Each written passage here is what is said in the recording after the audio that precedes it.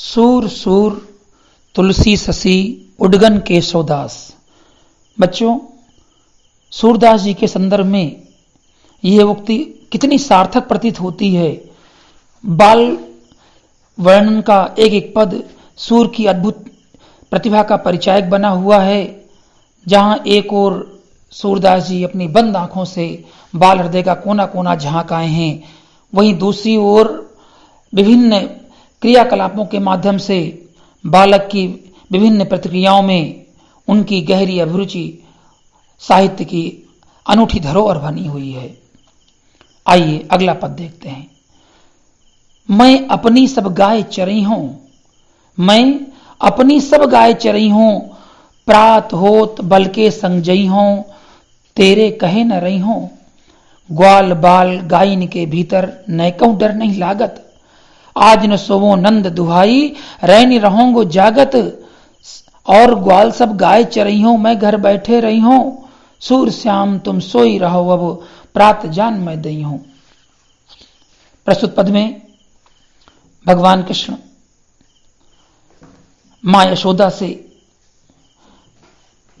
कहते हैं कि ये मां, मैं अपने साथियों के साथ वन में गायों को चराने के लिए जाऊंगा। बालक जिस प्रकार से मां को समझा सकता है, मां के स्नेह को और भी सुदृढ़ कर सकता है, प्रस्तुत पद में बड़ा ही विशद वर्णन किया गया है। बालक कृष्ण मां यशोदा से हट करते हुए कहते हैं, हे मां, मैं अपनी सब गाय चरई हूं, मैं अपनी गायों को चराने के लिए स्वयं जाऊंगा। तेरे कहे न रही हूं, मैं तेरा कहना नहीं मानूंगा। क्यों? कि प्रात होत बल के संग जई हूं, मैं प्रातः होते ही बलराम जो मेरे भाई हैं, भैया बलराम के साथ मैं वन जाऊंगा। और एक बात तू सुनना, मैं तेरे कहने से रहूंगा भी नहीं, तू मुझे रोक भी नहीं पाएगी। अर्थात मैं प्रातः निश्चित रूप से सब गायों को लेकर के भैया बलराम के साथ जाऊंगा। ग्वाल बाल गायन के भीतर नय कब डर नहीं लागत। एक बाल सहज प्रक्रिया दिखा रहे हैं भगवान कृष्ण। मां यशोदा को समझाते हैं कि ये मां, अभी वहां तक गए नहीं बच्चों, गायों के साथ क्या समस्याएं आती हैं उससे अवगत नहीं है, लेकिन बालक की जो सहज प्रतिक्रिया होती है, बालक का जो सहज स्वभाव होता है कि ग्वाल बाल गायन के भीतर वहां तो ग्वाले रहेंगे, गायें रहेंगी, और मां भी वहां डर भी नहीं लगता है। आज न सोवो नंद दुहाई, न कहूं डर नहीं लागत, थोड़ा सा भी डर नहीं लगेगा। आज न सोवो नंद दुहाई, आज मैं रात भर नंद बाबा की सौगंध मैं सोऊंगा नहीं।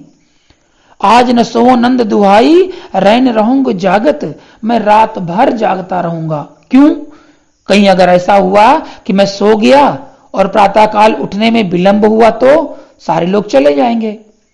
आज न सोवो नंद दुहाई, रैन रहूंगे जागत, मैं रात भर जागता रहूंगा। और ग्वाल सब गाय चरई हूं, मैं घर बैठे रही हूं।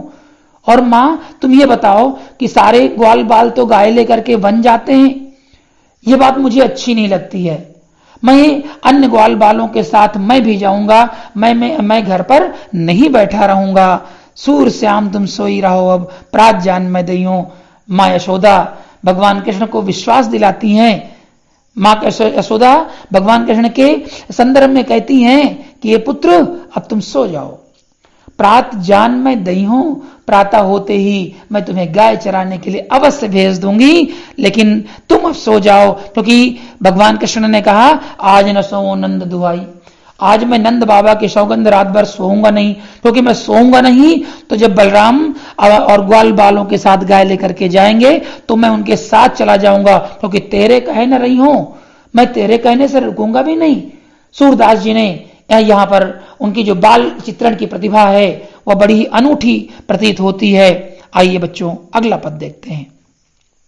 मैया हो न चरई हो गाई, मैया हो न चरई हो गाई, सिगरे ग्वाल घिरावत मौसम, मेरे पाए पिराई, जो न पत्याई पूछ बलदाऊं, अपनी सौं दिवाई, या सुनि माई यशोदा ग्वालिनी, गारी देत रिसाई, मैं पठवती अपने लरिका को, आवे मन बहराई। सूर श्याम अब मेरो अति बालक मारत ताई रिगाई मैया हो न चरी हो गाई। एक ही दिन भगवान कृष्ण ग्वाल बालों के साथ गए। क्योंकि बाल हट, राजहट और स्त्री हट, इन तीन हट के सम्मुख सभी को झुकना पड़ता है। इसकी बड़ी स्वाभाविक व्यंजना सूरदास जी ने की कि बाल हट के सामने मां यशोदा ने भगवान कृष्ण को भेज तो दिया, लेकिन जैसे ही एक दिन भगवान कृष्ण गायों को चराने के लिए गए, अन्य बालकों ने वन में उन्हें परेशान कर लिया। जैसा कि सहजता से होता है, जब कोई पहले दिन गायों को लेकर के जाता है तो अन्य बालक वहीं पर बैठे बैठे और उसी बालक को परेशान करते हैं। बड़ी सहजता के साथ, स्वाभाविकता के साथ इसका वर्णन किया गया है। मां से श्री कृष्ण जी कहते हैं कि ये मां, मैं गाय चराने नहीं जाऊंगा, मैं गाय चराने नहीं जाऊंगा। क्यों? क्योंकि सारे ग्वाल बाल मुझसे ही गायों को घिरवाते हैं, सिगरे संपूर्ण सारे ग्वाल बाल घिरावत मोसो मेरे पाए पिराई। और जैसे ही भगवान कृष्ण ने कहा कि ये मां मेरे पैर दुखने लगते हैं, मां यशोदा जो न पत्याई पूछ बलदाऊं, पत्याई माने विश्वास करना। अगर तुझे विश्वास नहीं माना, विश्वास हो तो तुम बलदाऊ भैया से पूछ लो, लेकिन पूछना तो कैसे? अपनी सौं दिवाई, सौगंध, तुम अपनी सौगंध दिला करके बलदाऊ भैया से पूछना, वो सच सच बता देंगे। यह सुनी माई यशोदा ग्वालिन गारी दे त्रिसाई। क्योंकि मां यशोदा भगवान कृष्ण को कितना प्रेम करती हैं, वैसे हर मां अपने पुत्र को असीम स्नेह करती है। लेकिन जैसे ही मां यशोदा ने सुना कि उनका पुत्र आज बहुत ही परेशान हो गया, दुखी हो गया, मां यशोदा क्रोधित हो गई और ग्वाल बालों को संपूर्ण ग्वाल बालों को भला बुरा कहने लगी। मैं पटवती अपने लड़का को, मैंने तो अपने पुत्र को इसलिए वन भेजा था कि उसका मन बहला दिया जाएगा। इन ग्वाल बालों के साथ वह भी क्रीड़ा करेगा, वह भी प्रसन्नता की अनुभूति करेगा। मां यशोदा कहने लगी कि ये पुत्र, जैसे मेरा बालक तो अभी छोटा सा है, ये मेरा आवे मन बहलाई, ये तो मन को बहला करके लौट आएगा, अर्थात अन्य बालकों के साथ खेलेगा, वहां पर विभिन्न प्रकार के क्रियाकलाप करेगा। लेकिन इन ग्वाल बालों ने तो मेरे पुत्र को ही परेशान कर लिया। सूरदास जी कहते हैं, सूर श्याम मेरो अति बालक, मेरा तो ये छोटा सा नन्हा सा पुत्र मारत ताई रिगाई। ये बच्चे, ये सारे ग्वाल बाल उसे ही घुमा घुमा करके परेशान करते हैं, जो उचित नहीं प्रतीत होता है। मां यशोदा अत्यंत ही दुखी होती हैं, क्योंकि भगवान कृष्ण के दुख को देख करके, क्योंकि जब परमात्मा के रूप में जब भगवान श्री कृष्ण का अवतार हुआ, मां यशोदा के पुत्र के रूप में उन्हें दुखी देखती हैं, तो मां यशोदा का हृदय भी दुखी हो जाता है। बच्चों, यहाँ पर प्रश्न देखा जाए तो बालक के स्वभाव और माता का जो मनोवैज्ञानिक और हृदय स्पर्शी वर्णन हुआ है, वह बड़ा ही विशद है, बड़ा ही मार्मिक है। सूरदास जी ने बड़े यहाँ पर सरल और स्वाभाविक रूप से माता और बाल सौंदर्य का चित्रण किया है। बालक की स्वाभाविक प्रवृत्तियां हैं, जो बालक की स्वाभाविक क्रियाएं हैं, उनका वर्णन किया है। यहाँ पर काव्य के सौंदर्य में हम देखेंगे कि बाल स्वभाव का जो चित्रण है वह बड़ा ही हृदय स्पर्शी किया गया है, मनोहारी किया गया है। रस, यहाँ पर वात्सल्य का प्रयोग हुआ है। गुण, दोनों ही पदों में माधुर्य है। अलंकार अनुप्रास प्रयुक्त हुआ है तथा छंद गे पद है। साहित्य लहरी सूर सागर, सूर की सारावली, साहित्य लहरी सूर सागर, सूर की सारावली, श्री कृष्ण जी की बाल छे पर लेखनी एवं चली। बच्चों, सूरदास जी ने बाल वर्णन में, विश्व साहित्य में ऐसा वर्णन किया जो अन्यत्र बड़ी कठिनाई से देखने को प्राप्त होता है। सूरदास जी ने आत्मविभोर होकर के इन वर्णन में, इन विषयों पर मुक्त कंठ से अपनी बात को कहा। आइए इसी प्रकार से एक और पद देखते हैं। सखीरी मुरली लीजे चोरी, सखीरी मुरली लीजे चोरी, जिम गोपाल कीन्हे अपने बस प्रीत सबन की तोरी। छिन्न इक घर भीतर निस्वासर धरत न कबहू छोरी, कबहू कर कबहू अधरनी, कटी कबहू खोसत जोरी, ना जानो कछु मेली मोहिनी, राखे अंग अंग भोरी, सूरदास प्रभु को मन सजनी, बंधो राग की डोरी, सखीरी मुरली लीजे छोरी। गोपियां भगवान कृष्ण के बर्ताव को देख करके, उनके व्यवहार को देख करके आपस में एक योजना बनाती हैं। थोड़ा सा शब्दार्थ देखें। क्षीणिक क्षण भर, निस्वासर दिन रात, कर हाथ, कटी कमर। वंशी के प्रति गोपियों के मन में जो सौतिया भाव उत्पन्न हुआ, सूरदास जी ने इसका बड़ा ही मनोहारी चित्रण किया है। सखीरी मुरली लीजे चोरी, परस्पर वार्तालाप करते हुए गोपियां एक सखी फिर दूसरी सखी से कहती है, सखी इस मुरली को हम क्यों नहीं चुरा लेते, चलो मुरली ही चुरा लेते हैं। जब मुरली नहीं रहेगी तो कृष्ण जी करेंगे क्या।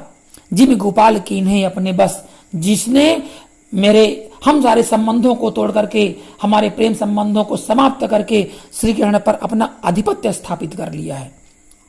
उस समय बंसी ने जिमी गोपाल की ने अपने बस प्रीत सबन की तोरी, हम सभी के अधिकारों को समाप्त करके और कृष्ण पर अपना अधिकार स्थापित कर लिया है। ऐसी मुरली को ही समाप्त कर देते हैं, हम मिलकर के उस मुरली को ही चुरा लेते हैं। क्यों? बोले छीन एक घर भीतर, एक भी क्षण के लिए घर में रहें बाहर रहें, एक भी क्षण के लिए छीने के घर भीतर निस्वासर धरत न कबहू छोरी, चाहे वो दिन में रहें रात में रहें, अर्थात हर क्षण किसी भी समय, वो चाहे किसी भी समय घर के बाहर अर्थात प्रत्येक समय उसे अपने पास रखते हैं। धरत न कबहू छोरी, घर भीतर पास दूर, कभी भी उस बंसी को भगवान श्री कृष्ण पृथक नहीं करते हैं। कबहू कर कभी हाथ में, कबहू अधरन, कभी अधरों पे लगाते हैं। वो बंसी की स्थिति क्या है? कबहू कर कबहू अधरनी, कभी हाथ में कभी अधरों पर, कटी कबहू खोसत जोरी। भगवान श्री कृष्ण का जो पीताम्बर है उसे कमर में बांधते हैं। वो जो फेंटा बंधा होता है उसमें उसे लगा के रखते हैं, उसे खोसत जोरी, उसी कट में कमर में कमर के फेटे में बांध लेते हैं। ना जानो कछुमेल मोहिनी, राखे अंग अंग भोरी। हे सखी, इस मोहिनी ने ना जाने हमारे कृष्ण पर क्या जादू कर दिया है। एक एक अंग को उनका भुलावे में डाल रखा है, नहीं तो उसे अपने अंगों से नहीं लगाते। भगवान वो परमात्मा श्री कृष्ण के अंगों से ये वंशी लग रही है, और ये वंशी कितनी भाग्यशाली है। सूरदास प्रभु को मन सजनी, बंधो राग की डोर। सूरदास जी कहते हैं, बच्चों, सूरदास जी कह रहे हैं कि इस वंशी ने श्री कृष्ण के मन को प्रेम की डोर में बांध रखा है। बंधो राग की डोर, इस वंशी ने भगवान कृष्ण के मन पर वशीभूत कर रखा है। नहीं तो ये एक बिछड़ के लिए ये अपने से पृथक नहीं करते। और जो गोपियां सोचती हैं कि जब तक मुरली को पृथक नहीं करेंगे, अलग नहीं करेंगे, तब तक वह गोपियों के साथ समय कैसे व्यतीत करेंगे। अर्थात गोपियों की उनकी समीपता का अवसर प्राप्त नहीं होता है। इसलिए गोपियां सौतिया डाह से प्रेरित होकर के वह उस मुरली को सौत मानते हुए भगवान कृष्ण से उसे अलग करना चाहती हैं, जो भगवान कृष्ण को अत्यंत प्रिय है। बच्चों, पढ़ने में तो ऐसा मिलता है कि भगवान कृष्ण की जो वंशी बन करके आए थे वो हनुमान जी बन करके आए थे। लेकिन यहाँ पर जानकारी के लिए सूरदास जी की गोपियां वो ईर्ष्या भाव का बड़ा ही सजीव और स्वाभाविक चित्रण किया गया है। भाषा इसमें ब्रज है, रस आपका श्रृंगार है, गुण माधुर्य है, और छंद गे पद है। बच्चों, 7वां पद देखते हैं। जब गोपियों के मन में ज्ञान और योग की स्थापना करने आए उद्धव असफल हो गए, और असफल ही नहीं, उनके अंदर भी प्रेम और भक्ति का रंग जागृत हो गया, प्रेम के रंग में रंग गए। क्योंकि गोपियां भगवान कृष्ण को ही आराध्य मानती थी और उन्हीं की आराधना में निरंतर लीन रहती थी। गोपियों ने कहा, गोपियों को की स्थिति को देखा, और जब उद्धव से भगवान कृष्ण मिले तो भगवान कृष्ण ने कहा, हे उद्धव, ब्रज की यादें मुझसे भुलाई नहीं जाती हैं। उस ब्रज के क्रियाकलापों को मैं आज भी विस्मित नहीं कर पाता हूं, क्योंकि ऊधो मोहि ब्रज बिसरत नाही, ऊधो मोहि ब्रज बिसरत नाही, वृंदावन गोकुल बन उपवन सघन कुंज की छाही, प्रात समय माता जसुमती अरु नंद देख सुख पावत, माखन रोटी दही सजायो अतिहित साथ खवावत, गोपी ग्वाल बाल संग खेलत, सब दिन हसत सिरात, सूरदास धन धन ब्रजवासी, जिनसो हित जतात, ऊधो मोहि ब्रज बिसरत नाही।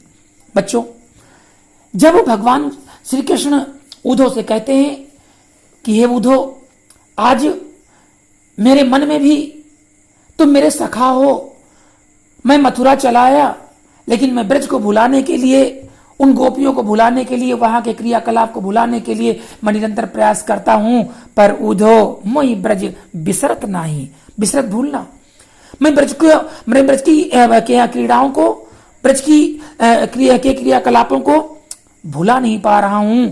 और याद दिलाते हैं कि वृंदावन गोकुल बन उपवन सघन कुंज की छाई, वृंदावन गोकुल उपवन, गोकुल में उपवन कुंजों की घनी छांव मुझसे भुलाए नहीं भूलती।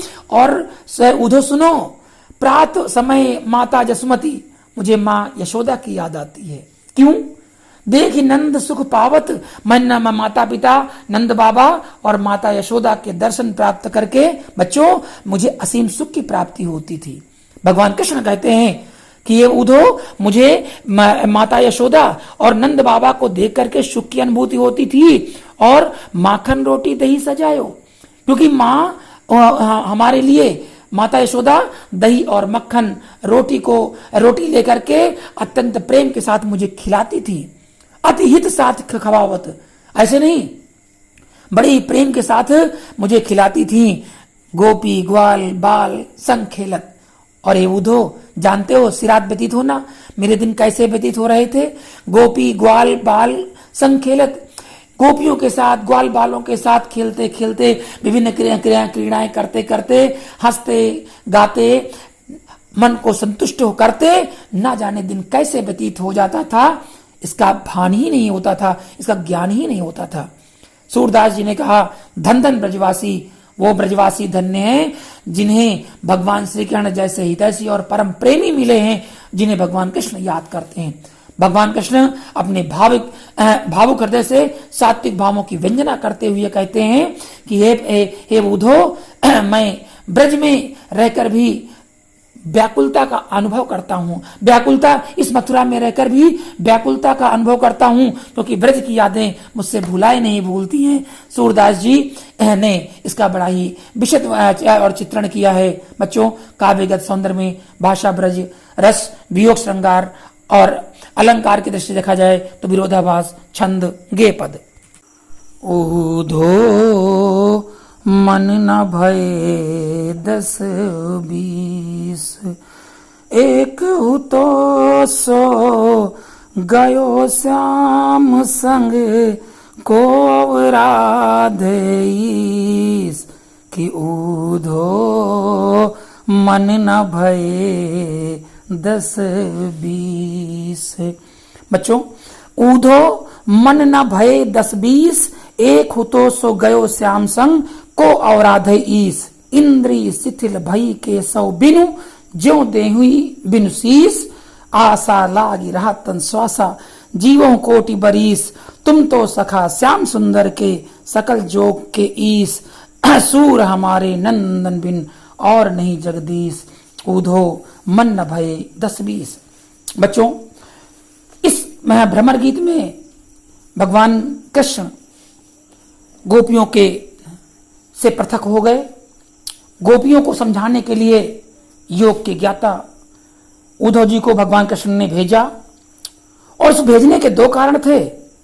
एक तो उद्धव को निराकार ब्रह्म के उपासक थे, उन्हें गोपियों के माध्यम से शायद सीख देने का भगवान का उद्देश्य था, और दूसरा गोपियों की परीक्षा लेने का भी उद्देश्य था।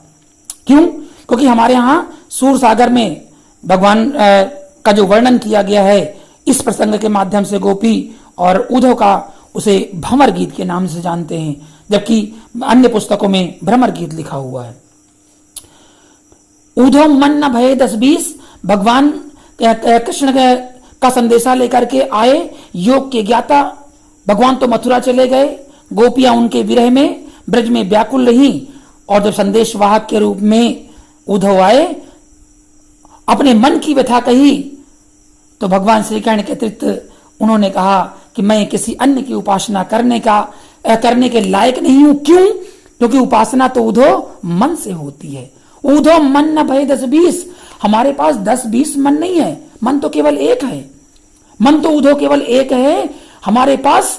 अगर वो हो क्या गया, एक हूं तो एक था सो गयो श्याम संग, वो तो कन्हैया के साथ साथ चला गया। जब कन्हैया जाने लगे तो मुझे तो यहीं छोड़ दिया उद्धव, लेकिन मेरे मन को अपने साथ रथ पर बिठा ले गए। और तुम बताओ कि बिना मन के तुम्हारे हम योग की साधना कैसे करें? एक हूं तो सो गयो श्याम संग, एक ही था और वो कन्हैया के साथ साथ चला गया। तो को और आधे ईस, हम तुम्हारे निर्गुण ब्रह्म की उपासना कैसे करें? क्योंकि उपासना के लिए मन चाहिए, तन तो है पर मन नहीं है। गोपियों ने कहा, एक उद्धव, कन्हैया के बिना इस शरीर में प्राण तो दिखाई पड़ते हैं, लेकिन इसमें मन नहीं है, क्योंकि मन कन्हैया के साथ साथ चला गया था।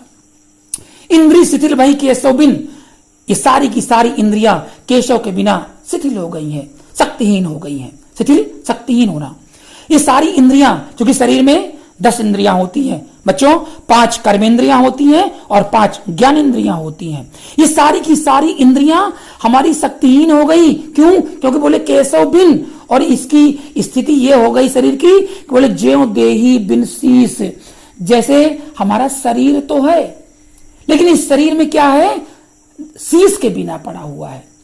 ये हमारा शरीर बिना सिर वाला, और अगर धड़ शिथिल हो जाए तो बेकार हो जाता है।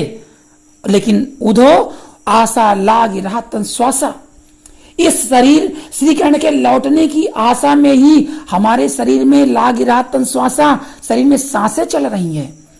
ये सांसें तब तक चलेंगी, बोले जीवों कोटि बरिस, मैं अभी नहीं, आशा में हम करोड़ों वर्ष जीवित रह सकती हैं ये उद्धव, क्योंकि कन्हैया एक न एक दिन आएंगे, और ये आशा ही जीवन है। गोपियों ने कहा, उद्धव, आशा के सहारे हम हमारे इस शरीर में जो श्वास चल रही है, जो सांसें चल रही हैं, ये कृष्ण के आने की उम्मीद है, कृष्ण के आने की हमें का इंतजार है।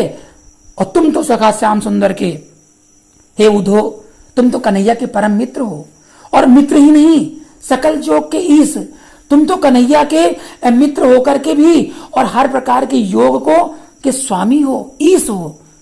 अब योग गोपियां यहां दूसरे भाव में, संयोग के भाव में कहती हैं, जबकि उद्धव जी योग अर्थात वो निराकार ब्रह्म के ज्ञाता थे, जानकार थे।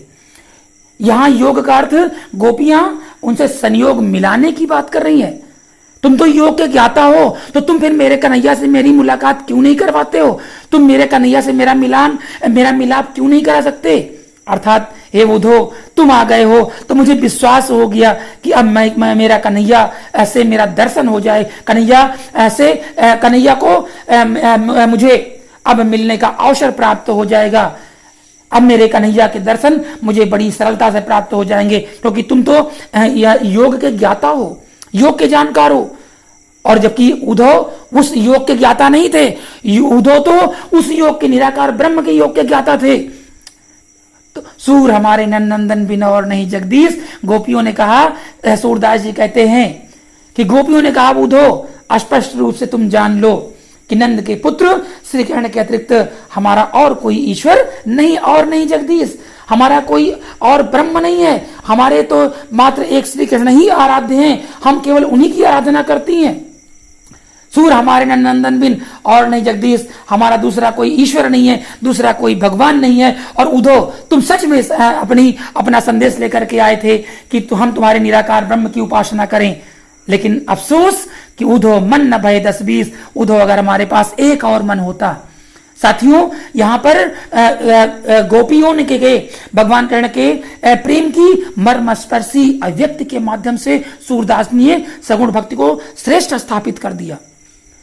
अगर कहा कि ये निराकार ब्रह्म श्रेष्ठ तो है, लेकिन सगुण ब्रह्म उससे भी श्रेष्ठतर है, क्योंकि यहाँ पर गोपियों की भक्ति भावना का बड़ा ही स्वाभाविक और मानसिक उद्योगों के माध्यम से चित्रण किया गया है।